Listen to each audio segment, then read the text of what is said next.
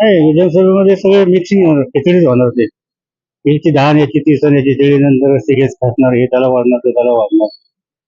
काल राज्यभर विधानसभा निवडणुकीची जे मतदान प्रक्रिया आहे ती पार पडली आणि लोकांच्या मनातील आमदार कोण याविषयीच आज आपण जाणून घेण्यासाठी आज आपण पुण्यातील शिवाजीनगर मतदार या संघामध्ये आलो आहोत.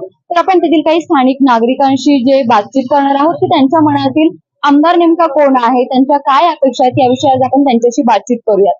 दादा, काय वाटतं सध्याची एकूण स्थिती? काल तुम्ही मतदान केलं तर सुंदर होईल, काय वाटतंय तुम्हाला? सरकार कोणाचं येऊ द्या, पण आम्ही मतदान केले. हडपसर विधानसभा तिथलं माझं मतदान होतं. आम्ही प्रशांत दादा जगतापला मतदान केलं. मला असं वाटतं की महाविकास आघाडीची सरकार यावी, कारण ते सगळ्यांना सोबत घेऊन चालणारे सरकार आहे. भाजप सरकारमध्ये असं वाटतंय की ते असं जातीवाद खूप वाढलाय. त्याच्यात विकास कामं पण झालेत, पण मध्ये जे रामगिरी महाराजांनी जे पैगंबर वरती वक्तव्य केले होते, तर त्यांच्या विरोधात स्वतः मुख्यमंत्री म्हटले तर त्यांच्या केसाला धक्का होणार नाही. मला ही गोष्ट पटत नाही, कारण ज्यांच्या धर्मावर बोलतात त्यांच्यावर कायदेशीर कारवाई व्हायला पाहिजे, मला असं वाटतं. मग तुम्हाला काय वाटतं एकंदरीत कोणाचं सरकार येईल? सरकार महायुतीचं का महाविकास आघाडी? आहे, दोघांमध्ये अशी हाय टक्कर आहे. पण एकंदरीत काल सगळीकडे मतदान प्रक्रिया जी आहे ती पार पडली आणि त्याच्यानंतर जो लोकांचा कौल आहे तो कोणाकडे असलेला पाहायला मिळतो? त्यांचा कौल तर महायुतीच्या बाजूने होता, पण आमचं मत आहे तर महाविकास आघाडीची सरकार यायला पाहिजे. आता 10 वर्ष त्यांची सरकार होती, तर त्यांना पण चान्स मिळायला पाहिजे. काय वाटतं मुख्यमंत्री कोण होईल? देवेंद्र फडणवीस, एकनाथ शिंदे, अजित पवार की आणखीन कोणी? का उद्धव ठाकरे? काय कोण? मुख्यमंत्री महाविकास आघाडीची सरकार आली तर नाना पाटोळे मुख्यमंत्री व्हायला पाहिजे, माझी इच्छा आहे. मतदारसंघ आहे, सुनील कांबळे म्हणून. काय वाटतं तुमचं? तुम्ही काल मतदान केलं, एकूण तुमच्या काय अपेक्षा आहे? तुम्हाला वाटतं की तुमचा जो स्थानिक नेता आहे त्याच्याकडून खरंच तुमच्या या अपेक्षा आहेत त्या पूर्ण होतील? तसं तर कुठल्याच आमदार कुठल्या अपेक्षा पूर्ण नाही करू शकत, कारण आम्ही आता बिल्डिंग मध्ये राहतो. आपण त्यांच्याकडे काहीच कामं आपली नसतातच. 99% झोपडपट्टीमध्ये त्यांचीच कामं असतात सगळी. आणि आमदारकीचं म्हटलं की सगळं पुण्यातलंच राजकारण असतं. पण तुमच्या मतदारसंघात आमदार कोण होईल? काय वाटतं अंदाज? सुनील कांबळे. तर तुम्हाला मुख्यमंत्री कसा हवाय? कोण हवाय? एकनाथ शिंदे, देवेंद्र फडणवीस, अजित पवार की उद्धव ठाकरे? फडणवीस. का पण, म्हणजे काही सांगता येईल का? फडणवीस हा माणूस प्रामाणिक आहे आणि एवढं त्याच्यावरती हे करतं, ते पण प्रत्येक गोष्टीला तो हे करतो. गेल्या वेळेस फडणवीसलाच मतदान केलं होतं लोकांनी.